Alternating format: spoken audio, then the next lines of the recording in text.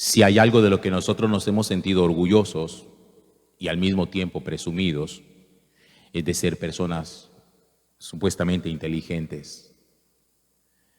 Cuando uno mira crecer a sus hijos y les ve ciertas habilidades desde temprana edad, uno se siente muy feliz de ver lo habilidosos que pueden llegar a ser para muchas cosas y su proceso acelerado de aprendizaje, tan distinto al nuestro, que seguramente fue un poco más lento, pero que el de nuestros hijos es un poco más acelerado gracias a la tecnología.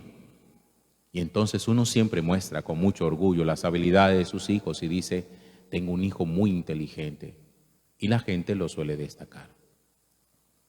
Y con esa inteligencia nosotros pensamos siempre que tenemos toda la capacidad argumentativa, primero para defender nuestras propias ideas, segundo para convencer a los demás de nuestras propias ideas, tercero para rebatir las ideas contrarias y, si es posible, poder vencer en un debate intelectual a alguien.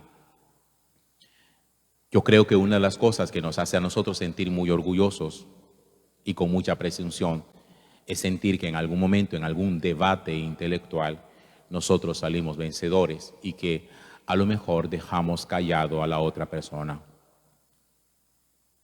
Quiero que pensemos un poquitico si nosotros seríamos capaces de sostener un diálogo argumentativo con el espíritu del mal, con Satanás, si eso fuera posible. Y si ese diálogo se diera, seríamos capaces de vencerlo. Una de las primeras cosas que nosotros tenemos que aprender es que Dios nos ha hecho a nosotros criaturas inteligentes. Eso es verdad. Y que nos ha compartido esa capacidad como Él. Dios es inteligente, nos ha dado a nosotros la capacidad también de la inteligencia. Eso es una de las virtudes humanas.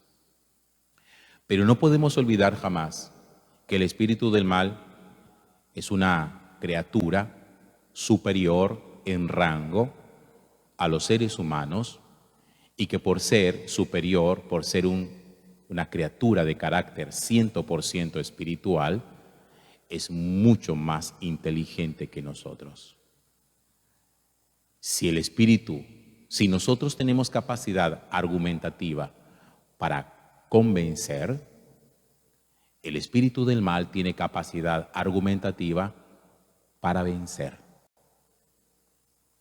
Y uno tiene que ser astuto y darse cuenta en qué momento uno podría estar enfrascándose en un debate con el maligno, a ver si lo logramos convencer de algo que mientras lo tratamos de convencer, él nos busca vencer. Y al buscarnos vencer, lo único que quiere es que nosotros nos dobleguemos, porque al ser vencidos, nosotros declaramos que hemos sido derrotados. Y eso es lo que Él quiere, nuestra derrota. En el libro del Génesis, en estos días hemos estado leyendo esos textos tan profundos, tan llenos de muchas enseñanzas. Y en el capítulo, en la lectura de ahora, en el capítulo 3, nos dice que la serpiente, que es el símbolo del maligno, ustedes se preguntarán por qué la serpiente y no otro animal, por las características de la serpiente. Es un animal sinuoso, es un animal que no hace ruido, es un animal que infunde muchísimo miedo, es un animal que es capaz como de hipnotizar a su presa, es un animal que caza con muchísima rapidez y es un animal que si no envenena, estrangula. Por eso la serpiente simboliza en la Sagrada Escritura a Satanás. Entonces dice la Sagrada Escritura, utilizando ese símbolo: la serpiente era la más astuta de todas las demás bestias del campo que el Señor Dios había hecho. Y entonces empieza un diálogo que nunca debió haberse dado, en la medida en que la mujer nunca debió haberlo aceptado. Lo que pasa es que a nosotros nos sucede con el maligno lo que nos puede llegar a pasar en algunas conversaciones, que uno no quiere quedarse callado porque no quiere pasar por ignorante.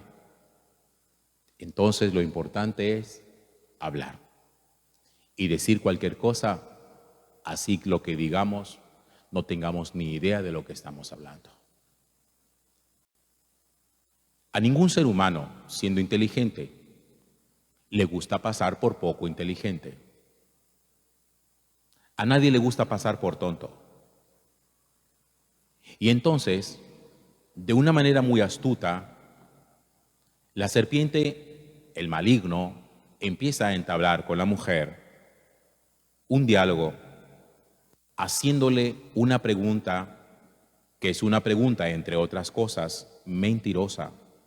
Empieza preguntando una mentira, con que Dios les ha dicho que no coman de ningún árbol del jardín, de ninguno. Anteriormente el Señor le había dicho a Adán y Eva que podían comer de todos los árboles del jardín, menos del árbol del conocimiento. Pero Satanás es muy astuto. Satanás no empieza preguntándole a la mujer, ¿es verdad que Dios a ustedes les ha prohibido comer del árbol del conocimiento? No, le dice, les ha prohibido a ustedes comer de ningún árbol del jardín. Y ella ni siquiera cae en cuenta en la trampa. Esas cosas suelen pasar, como cuando los profesores, yo no sé cómo se diga aquí en la costa, pero cuando le quieren poner a uno como una trampa, una cascarita, y preguntan de una manera como muy sutil y engañosa, a ver si nosotros somos capaces de darnos cuenta.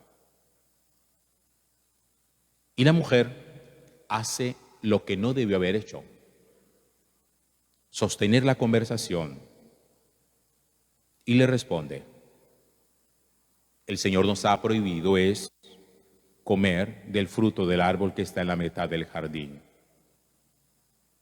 pero también con un agravante. Le dice, no coman de él, ni lo toquen. Dios no había prohibido tocarlo. Dios había prohibido comerlo. Es que el Señor nos ha dicho a nosotros que si comemos de ese árbol, moriremos.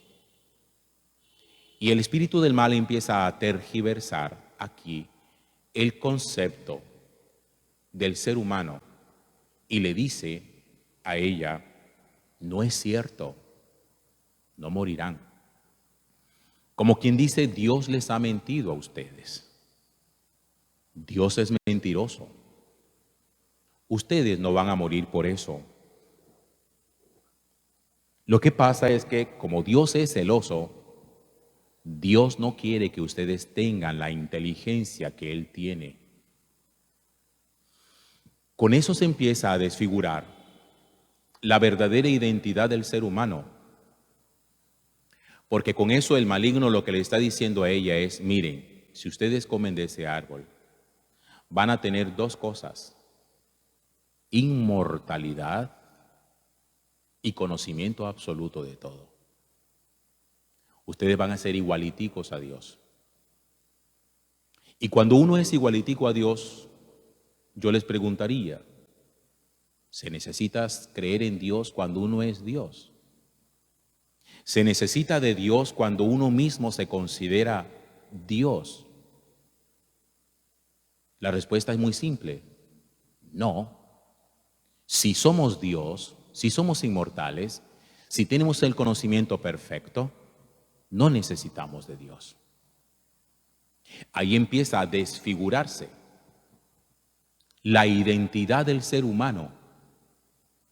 Cuando nosotros ya no tenemos de nosotros mismos el concepto que Dios nos ha dado, sino el concepto que el espíritu del mal ha metido en nuestro corazón.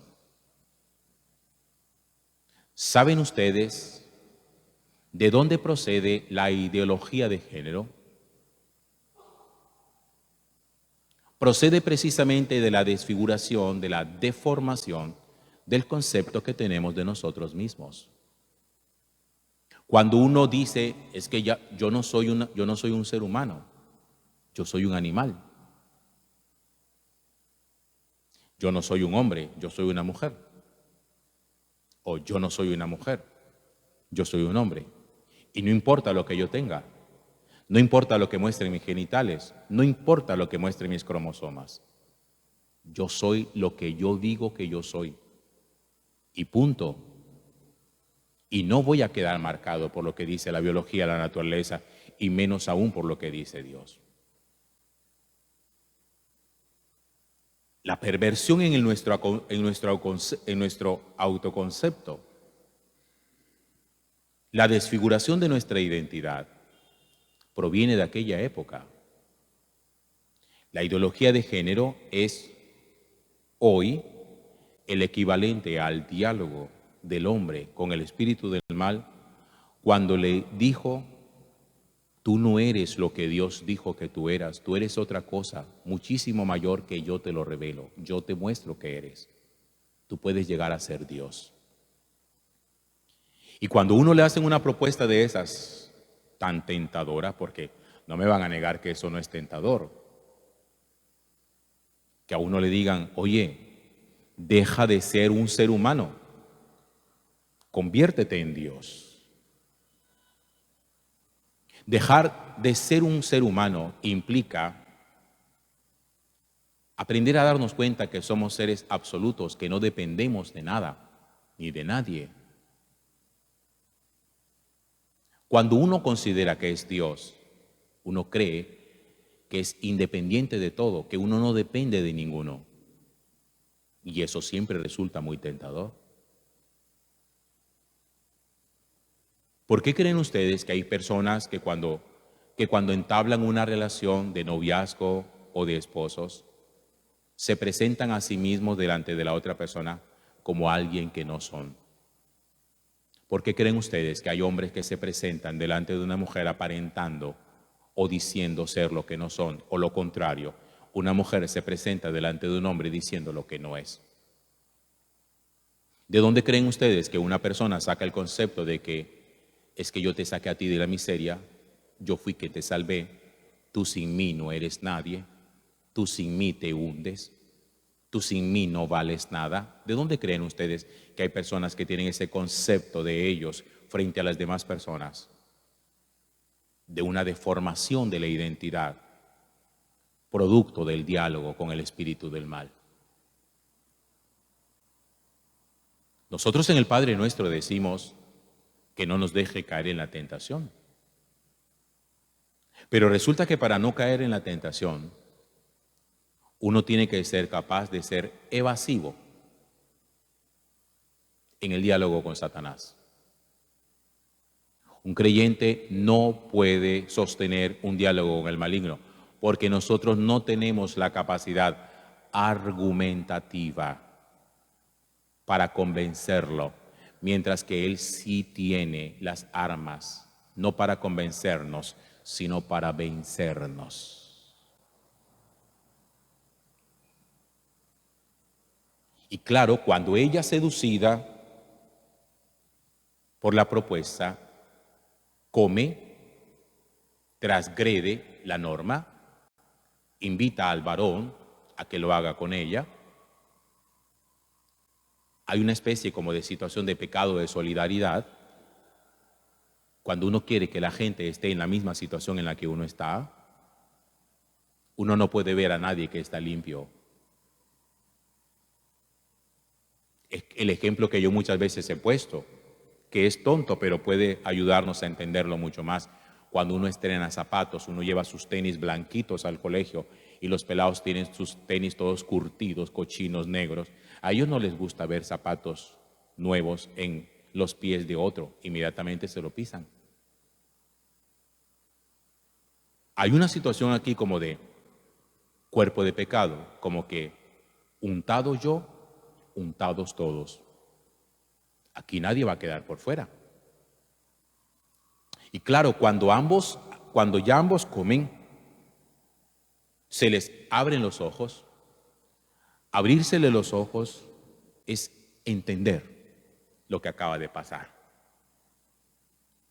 Eso que a nosotros nos ha ocurrido muchas veces, que antes de hacer las cosas pensamos de una manera y después de hacerlas nos damos cuenta y pensamos de otra.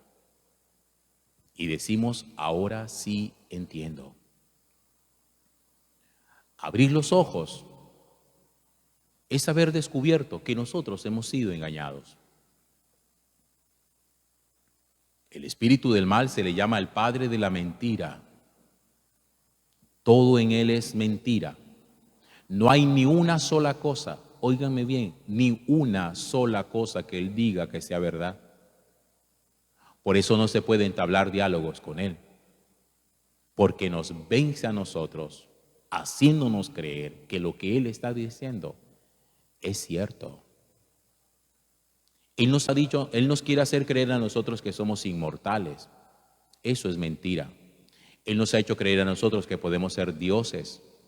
Eso es mentira. Él nos ha hecho creer a nosotros que no necesitamos de nadie. Eso es mentira. Él nos ha hecho creer a nosotros que no tenemos la salvación. Eso es mentira. Cuando él le dijo a Jesús que se postrara y que le daría todo, eso era mentira.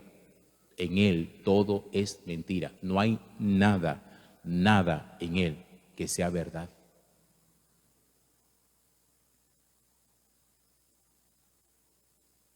Por eso, por muy inteligente que seamos, yo aspiro que la inteligencia seamos capaces de aplicarla sabiendo en qué momento uno tiene que huir. Inteligente no es el que se confronta en una pelea. Inteligente también es aquel que sabe en qué momento tiene que evitarla, tiene que huir.